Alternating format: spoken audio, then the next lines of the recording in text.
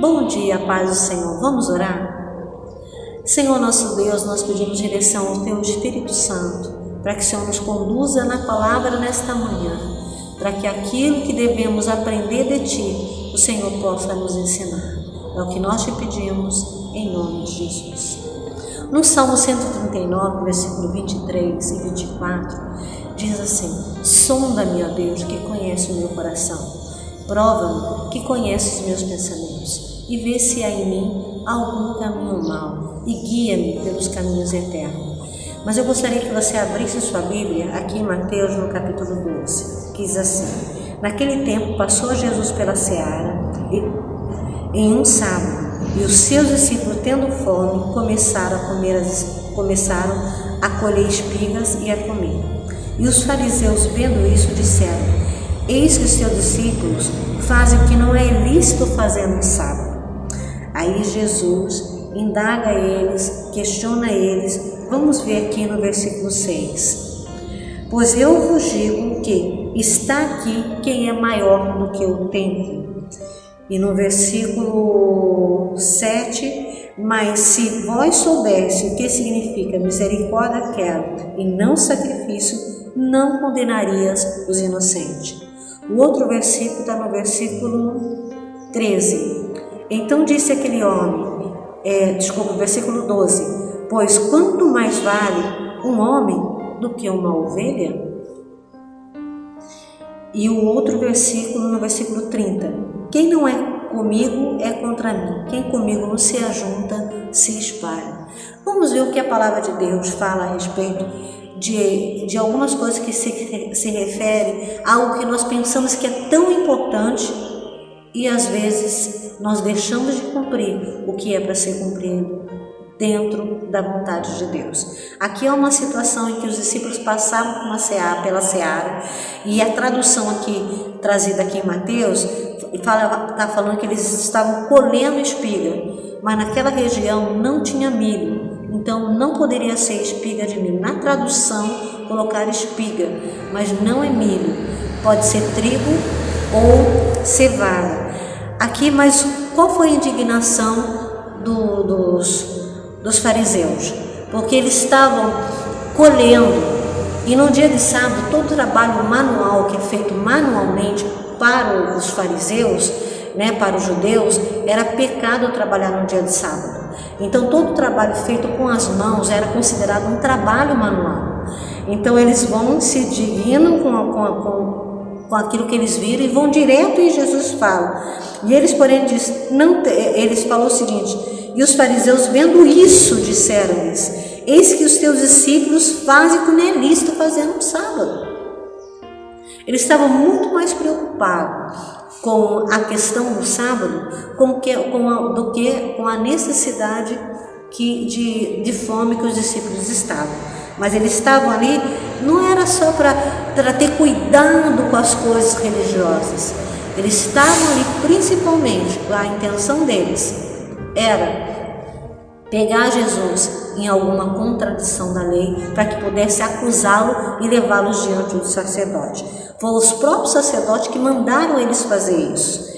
E aconteceu que eles entrando e aqui diz o seguinte: e eles, porém, Jesus disse para eles: não tende lido o que fez Davi quando teve fome e os que com eles estavam? Essa história está narrada lá em 1 Samuel, no capítulo 21. Davi, nesse tempo, ele entrou na casa de Deus, e não só ele, mas os soldados que estavam com ele, acompanhando ele, comeram do pão que era só ordenado ao sacerdote comer. E a Bíblia não narra se era ou não um dia de sábado, mas provavelmente era um dia de sábado quando isso aconteceu.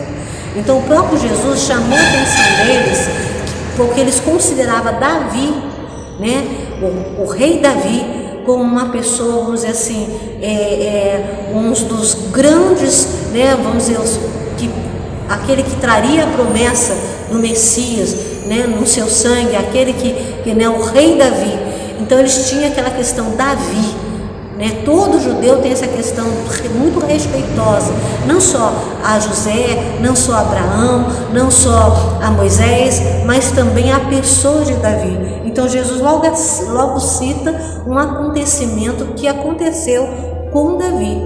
Davi também teve uma necessidade de fome e comeu do pão que era proibido comer. E eles desconheciam disso, sabendo da lei. Eles parece que não tomaram, vamos dizer assim, aquela preocupação que eles estavam naquele momento ali, parece que eles desconheciam daquilo que tinha acontecido com Davi.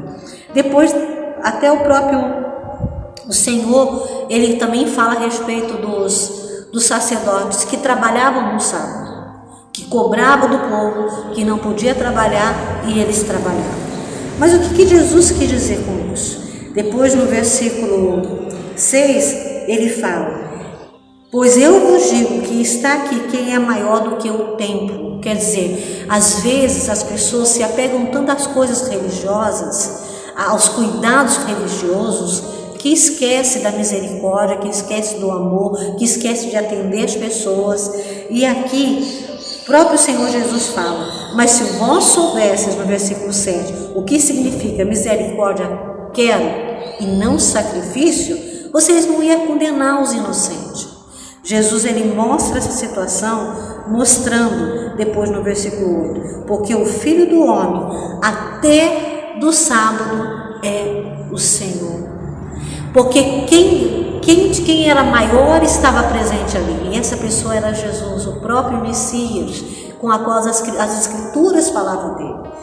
E um outro acontecimento fala sobre a questão do homem com a mão mirrada. Jesus vai ao templo, saiu dali, foi ao templo, e quando chega lá no templo, o que acontece? Eles perceberam que Jesus tinha muita misericórdia. Jesus, quando viu aquele homem com a mão mirrada, Jesus ora e ele é curado. E eles de novo tocam nesse assunto. E Jesus fala: vocês estão tão incomodados com isso? E Jesus fala: qual dentre vós será homem que, tendo uma ovelha no sábado e ele cair numa cova, não lançará a mão dela e levantará? Quer dizer, se eles são capazes de, quando perde uma ovelha, e socorrer a ovelha, ou eles tinham que ficar lá dando comida para a ovelha até o outro dia para poder tirar lá do buraco, por que eles não estavam preocupados? Por que eles estavam tão preocupados que Jesus curou uma pessoa no sábado? Um homem. Aí Jesus fala: pois quanto mais vale um homem do que uma ovelha? E muitas das vezes nós às vezes passamos por cima de muitas coisas que são significativas. O ser humano. Jesus mesmo falou sobre a parábola de quando uma ovelha ela ela foge, ele é capaz de deixar as 99 no aprisco e vai em busca de uma ovelha. Então Jesus, ele nos dá uma grande lição. Ele mostra que ele se preocupa com a nossa alma, que a preocupação dele sempre foi com a vida do homem, com a necessidade, com a vida humana. E ele depois ele cita aqui, é citado a profecia de Isaías, com a qual fala: eis aqui o meu servo, ao qual eu escolhi, o meu amado, a quem minha alma se compraz. Então aqui ele está dizendo que o que estava presente ali na frente deles era a profecia se cumprindo. E ele fala que todos os gentios estavam esperando para que isso acontecesse. Quer dizer, o ser humano já estava esperando há muito tempo a vinda do Messias. Só que o Messias estava ali e eles não estavam reconhecendo.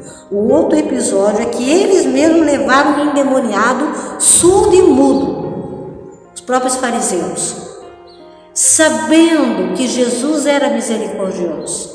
Sabia que Jesus, quando olhasse para aquele homem, ia curá-lo. E era num dia de sábado também.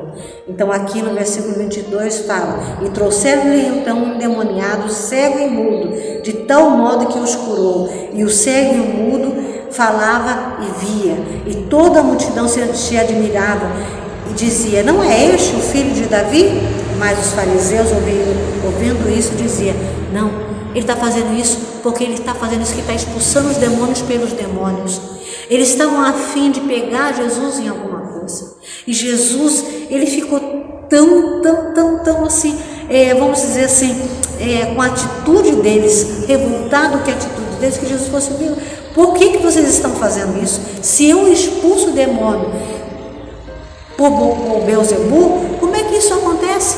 Como é que eles vão lutar contra eles mesmos? Como é que eles, sendo demônios, iriam lutar contra eles?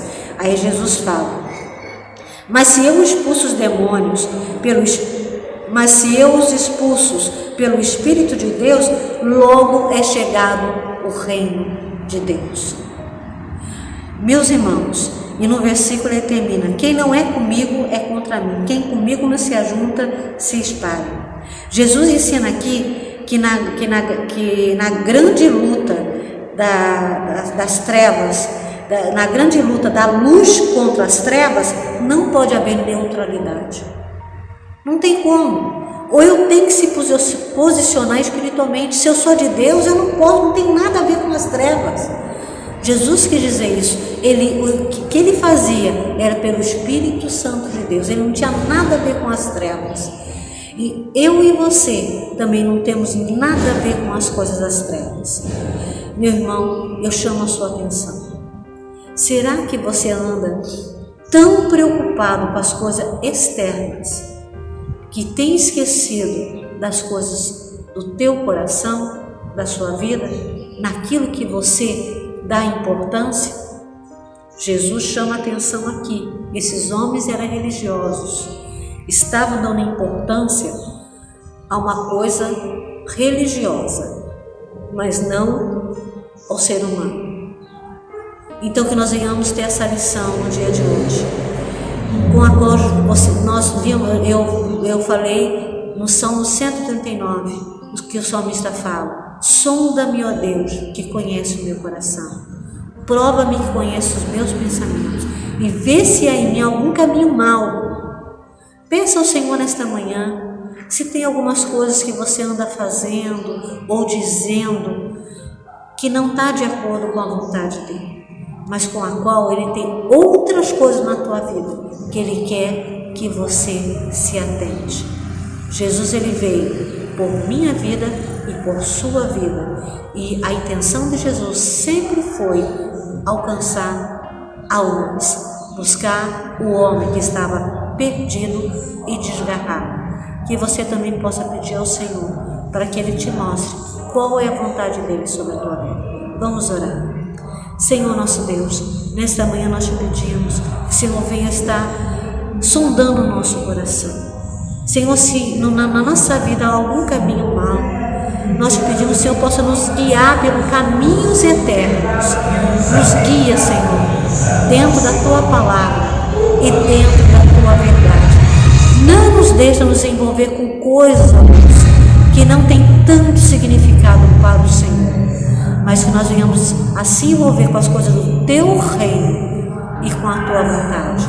Em nome de Jesus é que nós te pedimos.